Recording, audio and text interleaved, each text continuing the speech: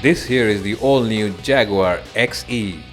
It's a car which takes on the BMW 3 Series, the Mercedes C-Class as well as the Audi A4. And in terms of the looks department, it is the Jaguar XE which stands out from its German rivals. That long bonnet up ahead gives it a very muscular look, and the big chrome grille definitely adds to the posh factor. The sloping roofline at the back along with the short and stubby boot add to the muscularity of this design. It really is a class act in terms of the looks.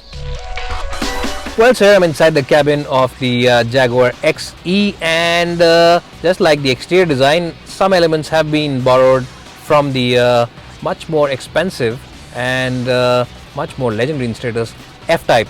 And the hooded dials are very similar, so are these AC vents, very similar to the F-Type as well.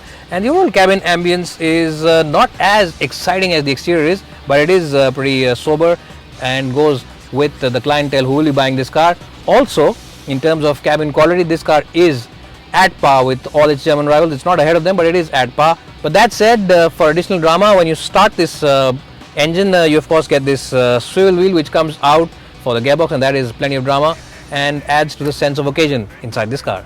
Well, in terms of overall ambience, it is still the Mercedes C-Class which has the edge over all its rivals, but the XE is at par with the BMW 3 Series as well as the Audi A4. Now let's check if the back seat is as good as the class leader, the Mercedes C-Class, or is it slightly behind.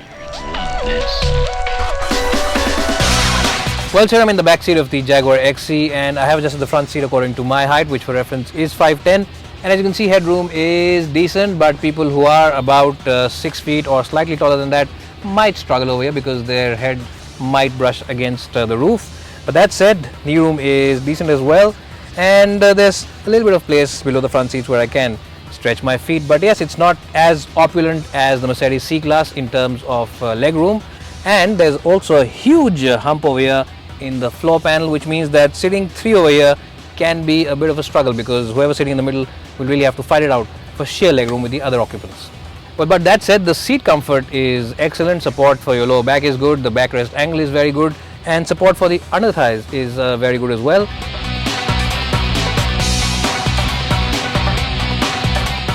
Well, so here I am driving the new Jaguar XE, and at the moment this car only comes with a petrol engine. There's no diesel option on sale in India at the moment, unlike most of its rivals. The 2-liter petrol motor on this car comes in 2 states of tune. There's a 197 bhp version as well as a 237 bhp version, which we are driving today. Now, the 237 bhp version is not only much more powerful than some of its rivals, it's also a lot more peppier and a lot more agile in terms of responsiveness. This car feels very quick indeed, and you will have to be very careful with your right leg because before you know it, you might actually be doing speeds which are illegal on Indian roads. 0 to 100 comes up in a claimed 6.8 seconds, and boy, this car really does feel very, very brisk indeed. Overall agility is good as well, and its high-speed manners are probably the best in this segment. This car really does hug the ground like a leech. Well, where this car really does excel is in the handling department, and Jaguar really seems to have got a very nice blend of agility as well as comfort on the XE. And just like the BMW 3 Series, which is still the class leader in terms of overall handling, the steering wheel on the XE is phenomenal in terms of overall responsiveness, and it is pretty communicative as well. Well, if you are someone who enjoys quick lane changes, then you will definitely enjoy the Jaguar XE, and that's because this chassis feels very sporty and very agile, and along with that nice suspension on the outside really does make this car a thrill every minute you drive it. Well, the seats on the XE are excellent in terms of support as well as cushioning, and you even get these side bolsters which are very good for someone who will be pushing his car into a corner. These bolsters will hold you into your position really well.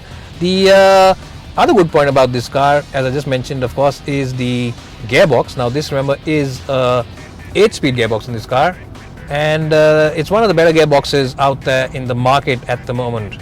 The only downside is this screen over here, which really is a little outdated to look at, and the fonts also aren't all that easy or legible to read.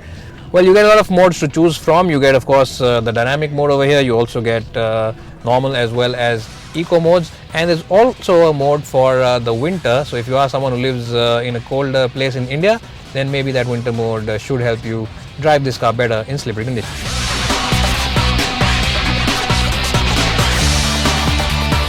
Well, so overall the Jaguar XE comes across as a very exciting package.